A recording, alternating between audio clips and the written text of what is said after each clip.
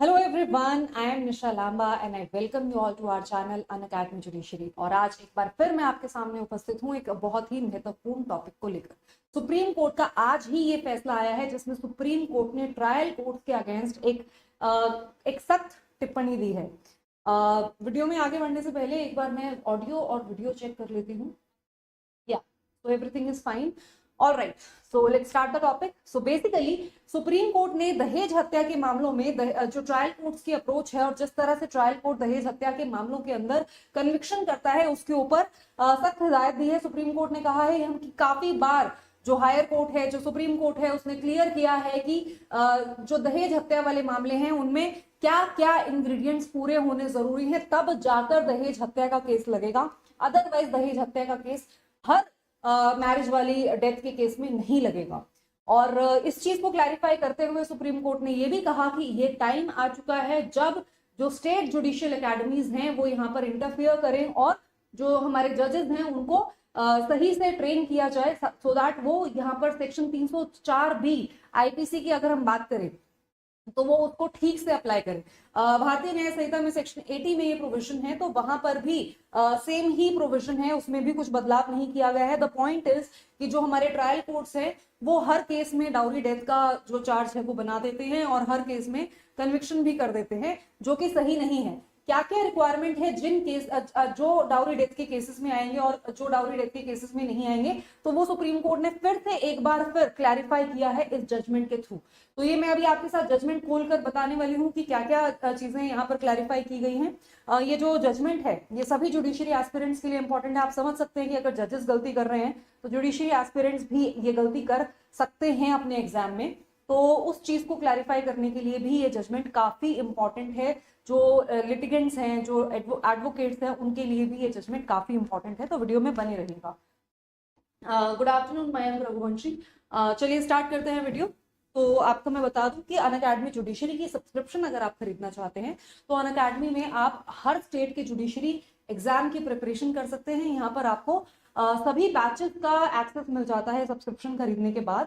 और अगर आप सब्सक्रिप्शन खरीदने के लिए कुछ डिस्काउंट पाना चाहते हैं और आपको उसके लिए डिस्काउंट कोड की जरूरत है तो निशा लांबा डिस्काउंट कोड का इस्तेमाल करके आपको मैक्सिमम डिस्काउंट मिल जाएगा। वीडियो के एंड में मैं आपको इस सब्सक्रिप्शन के बारे में कुछ और डिटेल्स बताने वाली हूँ, तो वीडियो के एंड तक बने रहिएगा।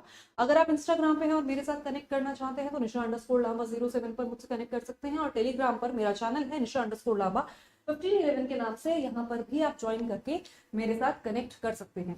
चलिए स्टार्ट करते हैं वीडियो। तो सुप्रीम कोर्ट के पास असल में एक मामला पहुंचता है पंजाब एंड हरियाणा हाईकोर्ट का। ठीक है, उस मामले के अंदर जो हरियाणा हाईकोर्ट है, इनफैक्ट ये जो केस है इसके पूरे फैक्ट्स मैं भी आपको समझाऊंगी। तो उस केस के अंदर बेसिकली जो हस्बैंड है उसको दहेज हत्या के लिए सजा सुना दी जाती है। राइट, तो करते करते मामला सुप्रीम कोर्ट में पहुंचता है और सुप्रीम कोर्ट फिर इस केस के अंदर देखता है कि बार बार सेम मिस्टेक कर रहा है ट्रायल कोर्ट। इतनी बार बताने के बाद कि जो दहेज हत्या के केसेस हैं उसके अंदर क्या क्या रिक्वायरमेंट मीट होनी जरूरी है, उसके बाद भी सेम गलती कैसे कर सकता है। ठीक है, तो इस वजह से कोर्ट ने कहा कि अब ये टाइम आ चुका है जब स्टेट जुडिशियल एकेडमीज अब स्टेप इन कर जाएं और इस प्रॉब्लम का एक तरह से सॉल्यूशन दें। राइट, तो ये यहाँ पर बोला गया। फिर उसके बाद अब बैकग्राउंड की बात करते हैं। तो बेसिकली हुआ क्या था, लड़का और लड़की की शादी होती है 1996 के अंदर।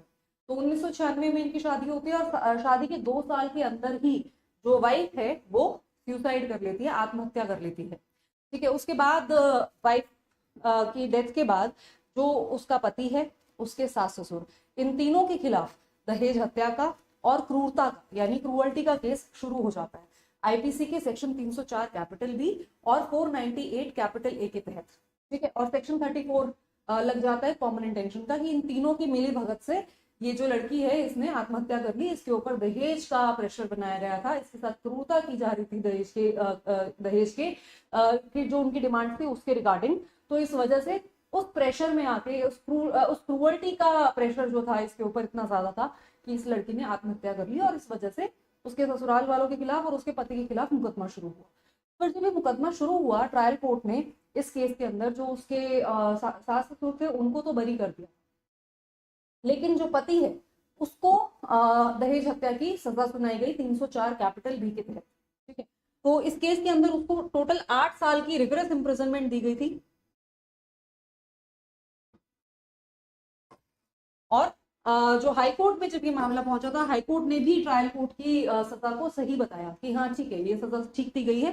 फिर इसके बाद ये जो हस्बैंड है ये पहुंचता है सुप्रीम कोर्ट में, और सुप्रीम कोर्ट में जब कोर्ट पहुंचता है तो सुप्रीम कोर्ट जो है इस बात से नाराज हो जाता है कि जो ये ट्रायल कोर्ट्स हैं ये क्यों ध्यान से ये वाले मामलों को डिसाइड नहीं करता है, क्यों ट्रायल कोर्ट बार बार ये गलतियां कर रहा है, जबकि इतनी बार बताया जा चुका है कि सेक्शन 304 कैपिटल भी किन किन सिचुएशंस में लगेगा, राइट। तो यहाँ पर मैं बार बार बता दूं आपको, कई बार बच्चे पूछते हैं कि मैम हम आईपीसी की बात क्यों कर रहे हैं। तो देखो ये जो मामला है कब हुई थी आत्महत्या, 1998 में। उस टाइम पे कौन सा लॉ अप्लाई हो रहा था, आईपीसी, ठीक है। तो जो ऑफेंसेस, जो अपराध 1 जुलाई 2024 के बाद होंगे उनमें बीएनएस लगेगा आपका, लेकिन उससे पहले वाले अपराधों में आईपीसी ही लगेगा, ठीक है। लेकिन आपको सेक्शन याद करने के लिए बता दूं, सेक्शन 80 के अंदर अब आपका ऑफेंस जा चुका है बीएनएस में, ठीक है। तो इस कोर्ट में इस केस के अंदर जो जस्टिस अभय ओका और जस्टिस उज्जवल गोयल की बेंच ने ये इंग्रेडिएंट्स डिस्कस किए कि क्या क्या इंग्रेडिएंट्स मीट होने चाहिए। तो मैं आपके सामने वो इंग्रेडिएंट्स लेकर आई हूँ, एक एक करके हम इन सभी पॉइंट्स को डिस्कस करेंगे। ये सभी पॉइंट्स आपको भी इसी तरह से याद करने हैं। कोर्ट ने कहा देखो सबसे पहले तो डेथ होना जरूरी है, जो कि इस केस में भी हुई, ठीक है। डेथ या तो जलने से हो, यहाँ पर जलने से नहीं हुई, या फिर बॉडीली इंजरी से हो, वो भी यहाँ पर नहीं हुआ, लेकिन किसी और तरीके से हो under otherwise than under normal circumstances. Normal circumstances में अगर डेथ हो जाती है तो फिर यहाँ पर ये नहीं लगेगा। कोई और दूसरे किसी सर्कमस्टांस में डेथ होती है तो फिर ये सेक्शन लग जाता है। जैसे मान लो किसी की एक्सीडेंट में हत्या हो गई, एक तो नॉर्मल मतलब आप बीमार होके मरे हो, ठीक है, तो उसमें तो कोई आपके साथ कुछ कर नहीं सकता था। बट उसके अलावा जैसे मान लो यहाँ पर इस केस में ये फॉल कर जाएगा क्योंकि उसने सुसाइड किया है ना, तो सुसाइड भी नॉर्मल सर्कमस्टांसेस तो नहीं है, तो ये भी यहाँ पर ये वाला इंग्रेडिएंट जो है वो हमारा मीट कर रहा है, इसमें कोई प्रॉब्लम नहीं है। फिर आगे बात करते हैं, the same must have been within 7 years of marriage.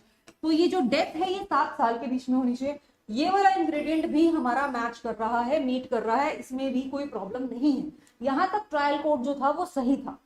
फिर उसके बाद देखो, further she must have been subjected to cruelty और harassment for dowries demand soon before her death, ठीक है। तो यहां पर बोला गया कि जरूरी क्या है डाउरी डेथ के लिए कि उसके साथ क्रूरता होनी चाहिए, उसको हरास किया जाना चाहिए।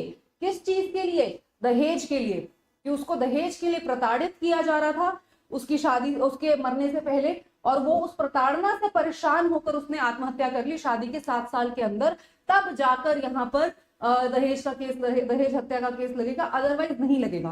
तो इट इज वेरी इंपॉर्टेंट कि यहाँ पर उसके साथ क्रूअल्टी या हरासमेंट हुई हो, और वो हरासमेंट का जो लिंक है वो दहेज की डिमांड से होना चाहिए। मतलब अगर मान लो सिंपल क्रूअल्टी है और दहेज की कोई डिमांड नहीं रखी गई है तो भी ये सेक्शन नहीं लगेगा।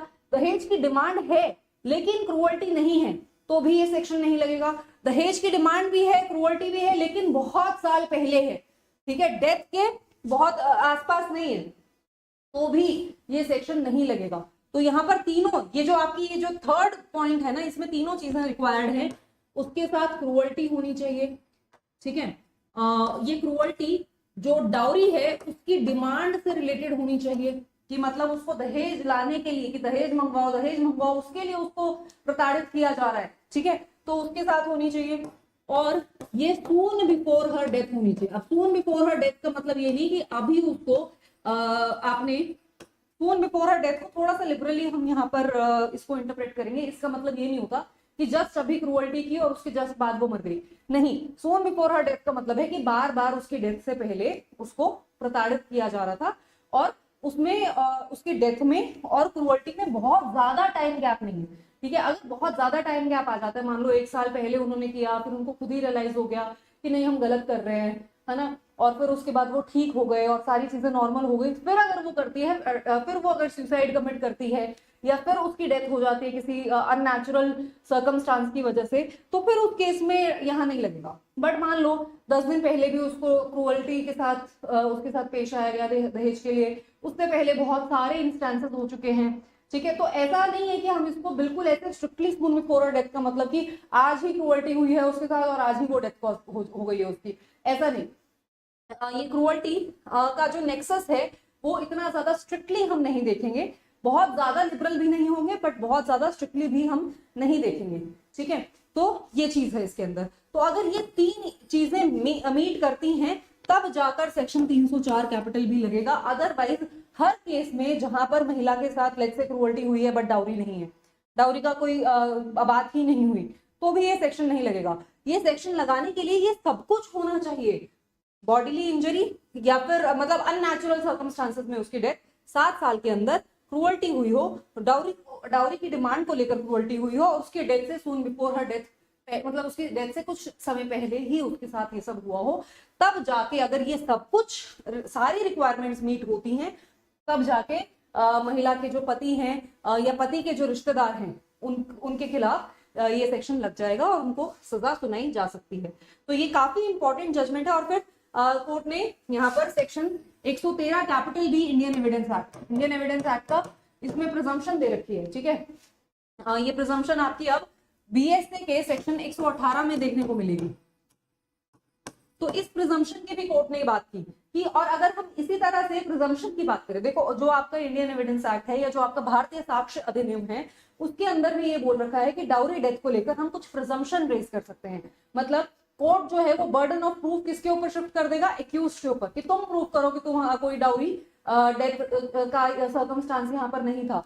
लेकिन उसके लिए पहले प्रोसिक्यूशन को क्या प्रूव करना पड़ेगा, ये प्रोसिक्यूशन के फेवर में प्रिजम्पशन कब रेज की जाएगी, वो तब रेज की जाएगी जब प्रोसिक्यूशन ये प्रूव कर दे कि उसके साथ डाउरी के कनेक्शन में, सून बिफोर हर डेथ डाउरी के कनेक्शन में क्रूअल्टी हुई है, ठीक है, या उसको हरास किया गया है। अगर वो ये वाली रिक्वायरमेंट मैच कर दे तो फिर सेक्शन 113 कैपिटल बी की प्रिजम्पशन रेज हो जाती है। और फिर जब ये प्रिजम्पशन रेज हो जाती है ना, फिर जो बर्डन ऑफ प्रूफ है वो प्रोसिक्यूशन के ऊपर नहीं रहता, वो बर्डन ऑफ प्रूफ जो है वो शिफ्ट हो जाता है एक्यूज के ऊपर और एक्यूज को अपनी इनोसेंस प्रूव करनी पड़ती है।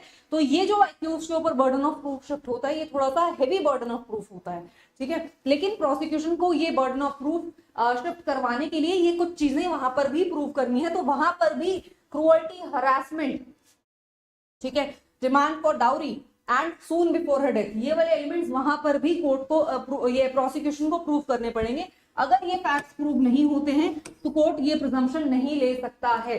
तो कोर्ट के लिए ये जो जजमेंट है ये ट्रायल कोर्ट के लिए क्लैरिफाई करने के लिए आई है, ठीक है। तो जब ट्रायल कोर्ट को क्लैरिफाई करने की जरूरत है तो ऑब्वियसली जुडिशियल एस्पिरेंट्स को भी ये चीजों को समझने की जरूरत है कि ऐसी गलतियां जजमेंट्स में अगर हो भी रही हैं तो आपको समझना है कि असली लॉ क्या है। असली लॉ वो है जो सुप्रीम कोर्ट ने इंटरप्रेट करके इस जजमेंट में बताया, ठीक है। तो सुप्रीम कोर्ट ने फिर इसमें यही कहा कि भाई ये जो आपका लॉ है 304 कैपिटल बी आईपीसी का, ये 1986 में आ गया था, ठीक है।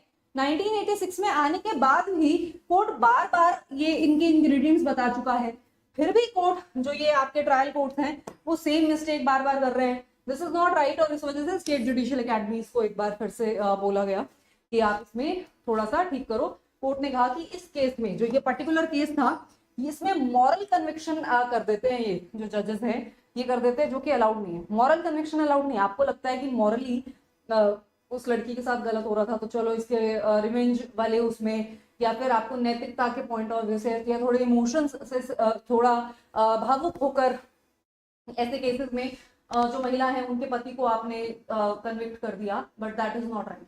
कोर्ट ने कहा कि कोर्ट को ऑब्जेक्टिव होना पड़ेगा। अगर लीगल रिक्वायरमेंट्स मैच कर रही हैं तो पनिशमेंट होगी, अगर नहीं हो रही है तो नहीं होगी। इस केस के अंदर जो ये पर्टिकुलर केस कोर्ट के सामने पहुंचा था, इस केस में कोर्ट ने इतना हार्शली क्यों बोला ट्रायल कोर्ट जजेस को, क्योंकि ये जो पर्टिकुलर केस है इसके अंदर सारी चीजें मैच कर रही थी। जैसे मैंने आपको बताया 2 साल के अंदर महिला ने सुसाइड किया है, शादी के 2 साल के अंदर अंदर डाउरी की डिमांड की भी बात यहाँ पर हुई है, लेकिन क्रूअल्टी इस केस में प्रूव ही नहीं हो रही थी, ठीक है। कोर्ट ने कहा कि जो यहाँ पर पर्टिकुलर 3 एविडेंसेस थे, जो महिला थी उसकी मम्मी, महिला के भाई और महिला के पिता, ठीक है। तो ये लोग यहाँ पर ये 3 मेन विटनेसेस थे, उन्होंने अपनी स्टेटमेंट दी, लेकिन उनकी जो भी स्टेटमेंट्स आई उनसे क्रूअल्टी प्रूव नहीं हो रही, ये प्रूव नहीं हो रहा कि उस महिला के साथ क्रूरता की जा रही थी। तो जब क्रूरता प्रूव ही नहीं हुई, जब क्रूअल्टी हुई ही नहीं उस महिला के साथ, तो फिर डाउरी डेथ का ये केस कैसे हो गया, ठीक है। तो इस वजह से कोर्ट ने कहा कि ऐसी गलतियां बार बार कोर्ट ना करे। तो इस केस के अंदर जो हाईकोर्ट का फैसला था उसको पलट दिया गया, ये जो महिला का पति था उसको एक्विट कर दिया गया, ठीक है, वो फाइनली रिहा कर दिया गया। जजमेंट का नाम इंपॉर्टेंट है, Karan Singh versus state of Haryana 2025 supreme court का जजमेंट है, इसको याद कर लीजिएगा, ये अपने नोट्स में भी मेंशन कर लीजिएगा, जहां पर भी आपके आईपीसी या बीएनएस के नोट्स बने हुए हैं उसमें इस जजमेंट को मेंशन कर लेना, इंपॉर्टेंट जजमेंट है, राइट, आपके एग्जाम में काम आएंगी। चलिए आप बात करते हैं अनअकैडमी जुडिशरी के बैचेस के बारे में। तो अनिल खन्ना सर का ऑनलाइन कॉम्प्रिहेंसिव बैच आपको मिल जाएगा अगर आप प्लस या आइकॉनिक में से कोई भी सब्सक्रिप्शन खरीदते हैं। मैं आपको बता दूं कि ये जो पर्टिकुलर बैचेस हैं, इन बैचेस में आपको सभी स्टेट्स की तैयारी आप कर सकते हैं। ये जो अगर आप सब्सक्रिप्शन खरीदते हैं तो जब तक आपकी सब्सक्रिप्शन वैलिड है तब तक आप सभी बैचेस का एक्सेस कर सकते हैं। इट्स नॉट जस्ट कि सिर्फ इनका एक्सेस, आप देखिए और भी बैचेस काफी लॉन्च हो रहे हैं। अभी 16, हाँ एक और चीज मैं आपको बता दूं कि 16 फेब को ऑल इंडिया स्कॉलरशिप टेस्ट होगा और आप यहाँ पर 100% स्कॉलरशिप जीत सकते हैं। 11 बजे ये टेस्ट होगा और इसमें आपको वाउचर्स भी मिलेंगे जिसमें अप टू 30,000 तक के वाउचर्स आप जीत सकते हैं और आपको फिजिकल नोट्स जीतने का मौका भी यहाँ पर मिल रहा है। तो इस स्कॉलरशिप टेस्ट को अपने कैलेंडर्स में मार्क कर लीजिए और इसकी तैयारी शुरू कर लीजिए और ये टेस्ट जरूर दीजिएगा। ये टेस्ट स्कॉलरशिप के लिए ही ना सही अपनी तैयारी के लिए दे दीजिएगा। तो जस्ट मार्क दिस, ये आपको एक मौका मिल रहा है। दूसरा, यूपी बिहार के लिए एक स्पेशल बैच स्टार्ट होने जा रहा है जिसमें यूपी बिहार पे फोकस डालकर आपकी तैयारी कराई जाएगी। मैं भी इस बैच के अंदर अभी आपका फिर से स्पेसिफिक रिलीफ एक्ट स्टार्ट कराने जा रही हूँ। ये बैच जो है वो 7 फेब से स्टार्ट होने जा रहा है and as I was telling you, आप सब्सक्रिप्शन खरीदते हैं उसके बाद आपको सभी बैचेस का एक्सेस मिलता है। मान लो आपको एक सब्जेक्ट मुझसे पढ़ना है, एक सब्जेक्ट किसी और से पढ़ना है और दूसरा सब्जेक्ट किसी और से पढ़ना है, हम सब अलग अलग बैचेस में पढ़ा रहे हैं, तो भी आप अलग अलग बैचेस की अलग अलग क्लासेस को लगा सकते हैं। तो यहाँ पर आपको ये फ्लूइडिटी अनअकैडमी प्रोवाइड कर रहा है, तो आप उसका फायदा उठाइए और अपनी तैयारी को बहुत स्ट्रॉन्ग तरीके से करिए, क्योंकि अनअकैडमी आपका एडटेक बेस्ट इंडिया का एडटेक प्लेटफॉर्म है और यहाँ पर आपको बेस्ट एजुकेटर्स मिलते हैं, राइट। तो आपको अगर ये फायदा उठाना है किसी भी अनअकैडमी की सब्सक्रिप्शन का, तो आपको ये जो निशा लांबा डिस्काउंट कोड है इसको याद रखना है। इससे मैंने आपको बताया ना कि आपको स्पेशल डिस्काउंट इसी